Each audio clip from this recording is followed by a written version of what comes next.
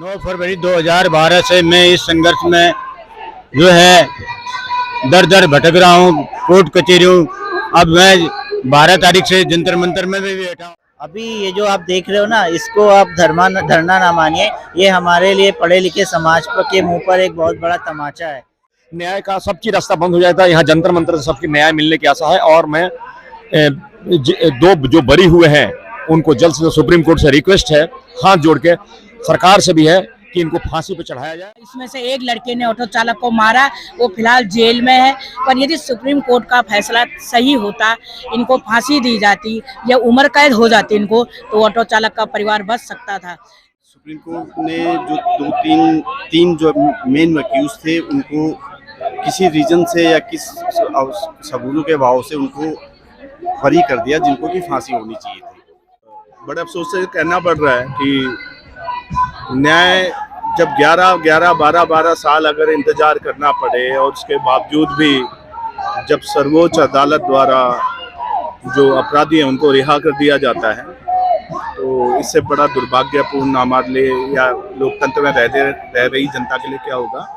नमस्कार, आप देख सकते हैं यहाँ मेरे पीछे जो है सर्व समाज दिल्ली अनिश्चितकालीन धरना दिया जा रहा है। यहाँ पर जो दिल्ली में बढ़ते अपराध हैं, जिसके चलते दिल्ली में क्या है कि पूरे भारत में जिस तरह से अपराध बढ़ रहे हैं, जहाँ किरण नेगी, अंकिता भंडारी और कंजावला केस, इस तरह के ना जाने कितने ही केस लगातार एकदम तेजी के साथ बढ़ते गए हैं और उसके चलते जो है कानून की जो लचीली प्रक्रिया है, जो अपराधियों को छोड़ दिया जाता है, उसी के खिलाफ जो है अपने मांगों को लेकर के यहाँ पर जो है ये लोग बैठे हैं। इनसे जानने की कोशिश करते हैं कि आखिर पूरा मामला क्या है, ये क्या सरकार को कहना चाहते हैं, क्या इनकी मंशा है। आइए जानने की कोशिश करते हैं। यहाँ पर आप देख सकते हैं कि सर्व समाज दिल्ली अनिश्चितकालीन धरना में जो है न्याय यात्रा लेकर के ये आए हुए हैं। यहाँ पे कुशाग्रा फाउंडेशन, मातृभूमि सेवा पार्टी, ये सब लोग यहाँ पर इनको सपोर्ट करते हुए यहाँ इस धरने में बैठे हुए हैं। जो बेटियों पर जो जुल्म हो रहे हैं उनको न्याय दिलाने के लिए ये दिल्ली से चितई मंदिर, अल्मोड़ा, गोजो देवता के दरबार तक जो है इनका ये न्याय को लेकर के, न्याय की मांग को लेकर के अपना धरना प्रदर्शन, ये न्याय यात्रा को चलाने वाले हैं। तो आइए इनसे मिलते हैं, जानते हैं। आप सामने देख सकते हैं किरण नेगी के पिता हैं। कितने लाचार होंगे ये पिता, कितने मजबूर होंगे ये पिता कि लगभग 12 सालों से अपनी बेटी के लिए इंसाफ मांग रहे हैं। तमाम संगठन इनके साथ हैं, उसके बावजूद भी कानून की ऐसी व्यवस्था है कि इनको आज तक न्याय नहीं मिला है और कानून की लड़ाई ये लड़ रहे हैं। जी 9 फरवरी 2012 से मैं इस संघर्ष में जो है दर दर भटक रहा हूँ, कोर्ट कचहरियों। अब मैं 12 तारीख से जंतर मंतर में भी बैठा हूँ, दिन मतलब धरना के लिए। और जो है ये 7 नवंबर को सुप्रीम कोर्ट ने उन 3 दरिंदों को बरी करा, जिनको लोअर कोर्ट से फांसी का ऑर्डर था, हाई कोर्ट से। और सुप्रीम कोर्ट जैसे जहाँ पर फाइनल होता है वहाँ पर विश्वास खत्म हो गया कि इन 3 दरिंदों को बरी कर दिया गया। क्यों कर दिया गया? यानी कि हमारे न्याय प्रणाली से जो है विश्वास खत्म कर दिया गया है और ये देश के मुंह पर तमाचा मारा है सुप्रीम कोर्ट ने। उसमें से 26 जनवरी रात को एक दरिंदे ने एक ऑटो चालक का गला रेत दिया है। लूटपाट के इरादे से उसको जो है खत्म कर दिया गया। उस ऑटो चालक का मौत का जिम्मेदार कौन है? सुप्रीम कोर्ट है। क्योंकि अगर इस तरह दरिंदों को बरी करेंगे तो दरिंदों के हौसले बुलंद होंगे, क्राइम बढ़ेंगे, मुलजिम बढ़ रहे हैं और सरकार चुप्पी साधी है। बेटी बचाओ बेटी पढ़ाओ का नारा दे रही है, लेकिन सुप्रीम कोर्ट में बेटियों के दरिंदे खुलेआम सरेआम बरी हो रहे हैं। धन्यवाद सर। नमस्कार, हमारे चैनल में बहुत स्वागत है। संक्षिप्त में आज के इस प्रदर्शन को लेकर के अपनी बात बताएं। हाँ जी, ये हम 15 दिन से बैठे हैं। जो अनामिका के साथ अन्याय हुआ है उसके जो फैसला बहुत गलत हुआ है, जो उनको बाइज्जत बरी कर दिया गया वो हमारा गलत है।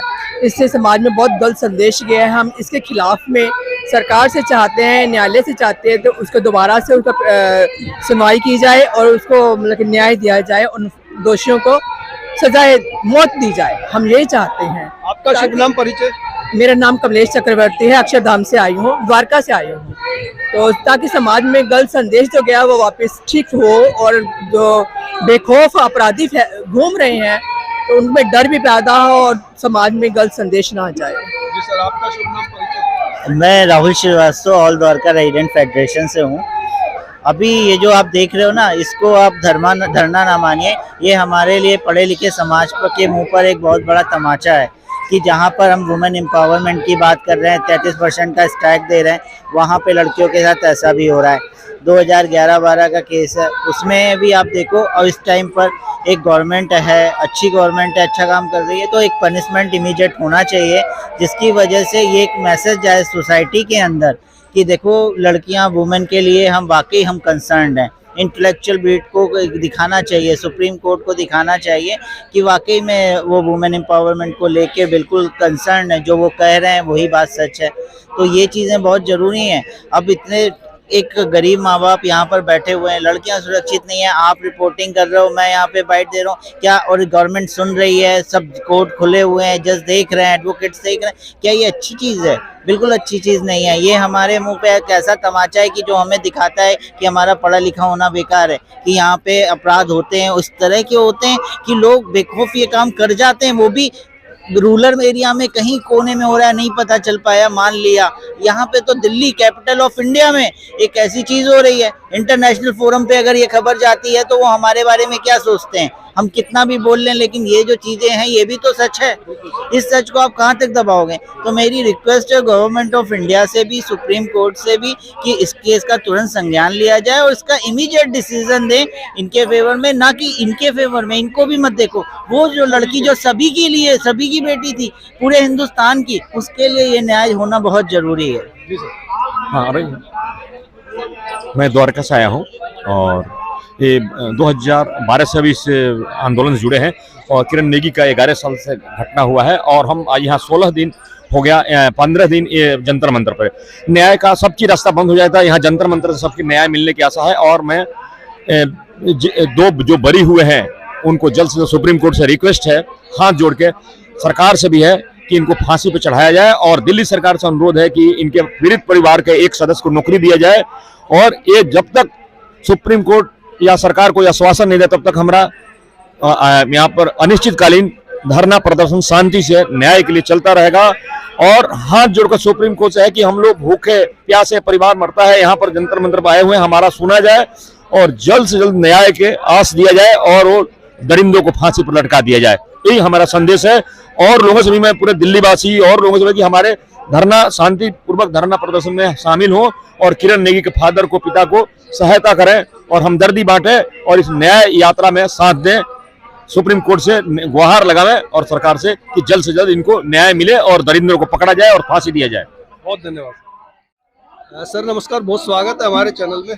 आज के प्रदर्शन को लेकर के कुछ बताएं कि आखिर आप क्या कहना चाह रहे हैं सरकार से? ये आज का हमारा प्रदर्शन किरण नेगी के लिए जो न्याय नहीं मिला सुप्रीम कोर्ट से उसके बारे में है, क्योंकि सुप्रीम कोर्ट ने जो तीन जो मेन वकील थे उनको किसी रीजन से या किस सबूतों के अभाव से उनको बरी कर दिया, जिनको की फांसी होनी चाहिए थी, जिनको लोअर कोर्ट से और सेशन कोर्ट से ऑलरेडी फांसी की सज़ा थी।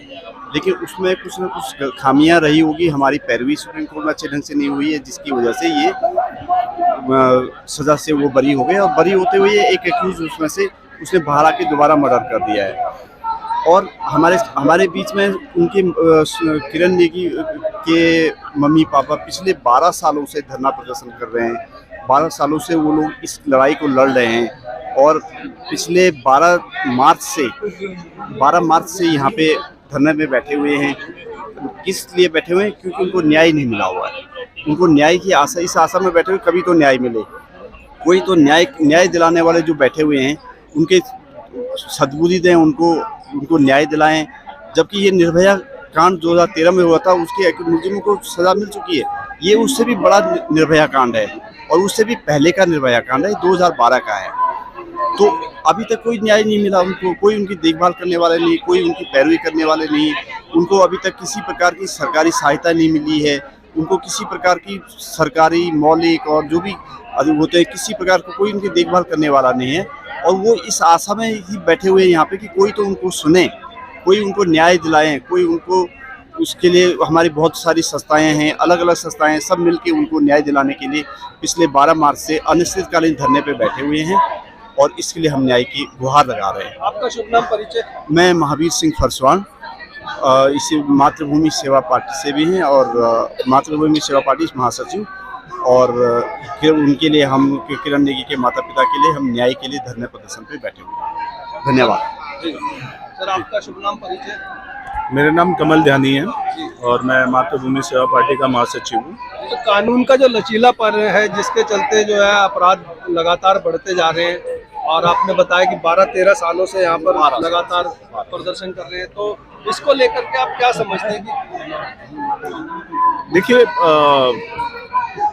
भारतीय लोकतंत्र में हम रहते हैं और बड़े अफसोस से कहना पड़ रहा है कि न्याय जब 12 साल अगर इंतजार करना पड़े और उसके बावजूद भी जब सर्वोच्च अदालत द्वारा जो अपराधी हैं उनको रिहा कर दिया जाता है, तो इससे बड़ा दुर्भाग्यपूर्ण हमारे लिए या लोकतंत्र में रह रही जनता के लिए क्या होगा। दूसरा ये है कि हमारे पास एक भगवान ने एक शक्ति दे रखी है कि हम किसी भी अन्याय का विरोध कर सकें, और इसी अन्याय का जो सुप्रीम कोर्ट द्वारा हमारे ऊपर किया गया कि हमारी बेटी किरण नेगी के तीनों हत्यारों को बाइज्जत बरी करना, ये एक बहुत बड़ा तमाचा हमारे ऊपर है। और सबसे बड़ा दुर्भाग्यपूर्ण एक और चीज़ है कि आप देखिए कि 2 मार्च को सुप्रीम कोर्ट ने जो रिव्यू याचिका जो थी हमारे विभिन्न संस्थाओं द्वारा जो दायर की गई थी, उसको सुनने के लिए समय दिया था, तो और उनकी बेंच बैठी हुई है जिसमें स्वयं चीफ जस्टिस ऑफ इंडिया बैठे थे। उसके बावजूद 2 तारीख से आज ये 26 तारीख हो गई है, लेकिन आज तक ये नहीं पता कि 2 तारीख को जब ये लोग बैठे, सुप्रीम कोर्ट बैठा, तो उन्होंने क्या निर्णय लिया, ये अभी तक स्पष्ट नहीं है। आप ये देखिए कि 11 साल न्याय का इंतजार करने के बाद और एक रिव्यू याचिका भी जब सुप्रीम कोर्ट ने कहा कि हम सुनेंगे और ओपन कोर्ट में सुनेंगे, और 2 तारीख की दिन भी उन्होंने निश्चित किया था कि उस दिन हम ये बताएंगे कि हम वो रिव्यू याचिका स्वीकार कर रहे हैं, अभी तक ऐसा क्यों नहीं हुआ? क्या मजबूरी है सुप्रीम कोर्ट की जो अभी तक जो है उन्होंने ये डिसाइड नहीं किया कि वो इस याचिका को सुनेंगे नहीं? क्या डर है? मेरे को लगता है कहीं ना कहीं भारतीय लोकतंत्र शर्मसार हो रहा है, भारतीय न्याय व्यवस्था पे गहरा प्रश्न चिन्ह खड़ा हो रहा है। धन्यवाद। हमारे साथ श्रीमती लक्ष्मी नेगी है जो बहुत सारे सामाजिक संगठनों से जुड़ी हुई हैं और समाज की पीड़ा के लिए समय समय पे आवाज उठाती रहती हैं। नमस्कार, बहुत स्वागत है हमारे चैनल में। धन्यवाद। जो आज का ये प्रदर्शन है, लगभग 11 से 12 साल हो गए हैं किरण नेगी को जो न्याय दिलाने के लिए आप लोग जो लड़ाई लड़ रहे हैं, और जो उनके हत्यारे थे वो बरी कर दिए गए हैं, तो आप क्या समझते हैं बेटी बचाओ बेटी पढ़ाओ का ये नारा कहाँ तक सार्थक होता है? आपने देख ही लिया है, लोअर कोर्ट हाई कोर्ट ने इनको फांसी दे दी थी, सुप्रीम कोर्ट ने इनको बाइज्जत बरी कर दिया। तो जब हमारी चुनिंदा हुए जो सुप्रीम कोर्ट में बैठे हैं, हमारी सरकारें इस तरह का फैसला लेंगी तो कहाँ से बेटी पढ़ेगी, कहाँ बेटी बचेगी? और नारा लगाना एक अलग चीज़ है, बेटियों को पर ध्यान देना एक अलग चीज़ है। हम तो सरकार से यही निवेदन आज भी कर रही हूँ कि इन तीनों दोषियों को जल्द से जल्द फांसी दी जाए, क्योंकि इनके बाहर निकलने से ही एक ऑटो चालक की हत्या हुई है, एक ऑटो चालक को भी इन्होंने मारा। हाँ, इसमें से एक लड़के ने ऑटो चालक को मारा, वो फिलहाल जेल में है। पर यदि सुप्रीम कोर्ट का फैसला सही होता, इनको फांसी दी जाती या उम्र कैद हो जाती इनको, तो ऑटो चालक का परिवार बच सकता था। इनके बाहर निकलते एक ऑटो चालक मारा गया, एक परिवार की हत्या और हो चुकी है। न जाने अभी इन फैसलों की वजह से न जाने कितने परिवार अभी हताश होंगे। अब हमें ये बताइए कि सुप्रीम कोर्ट से तो मुझे ये कि वो निवेदन करना है अभी भी कि इनको तुरंत अंदर लिया जाए और इनको फांसी दी जाए। तो सुप्रीम कोर्ट को यहाँ निवेदन के अलावा कुछ लिखित में कुछ याचिकाएं वगैरह डाली? नहीं, पिटीशन हमने डाली है कि दोबारा से हमने पिटीशन डाली है, देखो क्या होता है अभी। अच्छा मैडम, एक बात और, यहाँ इस देश में जैसे पूर्व प्रधानमंत्री राजीव गांधी के हत्यारों को रिहा कर दिया जाता है ना, और सलमान खान का जो हिरण केस है वो बरसों से आज तक चल रहा है, उस पर कोई आज तक सजा नहीं। ऐसे में आपको अपनी लड़ाई कितनी कठिन लगती है? क्या न्याय को भरोसा है आप पे? देखो, न्यायपालिका पे तो वैसे हमें भरोसा करने के अलावा कुछ है भी नहीं, और भरोसा हमें करना भी चाहिए क्योंकि यहीं से जो होगा यहीं से होगा। पर जब न्यायपालिका इस तरह से इनका इंसाफ आया सुप्रीम कोर्ट का, तो सारे इंटरनेशनल पे इस न्यायपालिका पे इस समय सवाल जरूर उठे हैं सुप्रीम कोर्ट पे कि कैसा निर्णय है कि 2 कोर्टों ने फांसी दी थी और सुप्रीम कोर्ट ने इनको बाइज्जत बरी करा। तो इसलिए सरकार से भी यही निवेदन है और सुप्रीम कोर्ट से भी यही निवेदन है कि जल्दी से जल्दी इन लोगों पे कार्रवाई किया जाए, इन तीनों को अंदर किया जाए। बहुत धन्यवाद। तो आपने पूरा मामला देखा और सुना, पिछले 12 सालों से संघर्ष कर रहे हैं और इसी तरह से ना जाने कितने ही परिवार हैं जो पूरे देश में अपने किसी अपराध को लेकर के और यहाँ कानून की मांग, अपने अपराधों को लेकर के न्याय की मांग कर रहे हैं। और जैसा कि मैंने बताया कि पूर्व प्रधानमंत्री के जो हत्यारे थे उनको रिहा कर दिया जाता है। सलमान खान हिरण केस का आज तक वो केस लंबित है। ऐसे में ये कानूनी लड़ाई कहाँ तक भारी पड़ती है लोगों पर, उनको कितना भरोसा है? आप भी अपने सुझाव और विचार हमसे जरूर साझा कीजिएगा। इसी के साथ मैं रूप सिंह गुसाई आप सभी से विदा लेता हूँ। जल्द मिलूंगा, तब तक आप अपना बहुत ख्याल रखिएगा। नमस्कार, धन्यवाद, जय हिंद, जय भारत।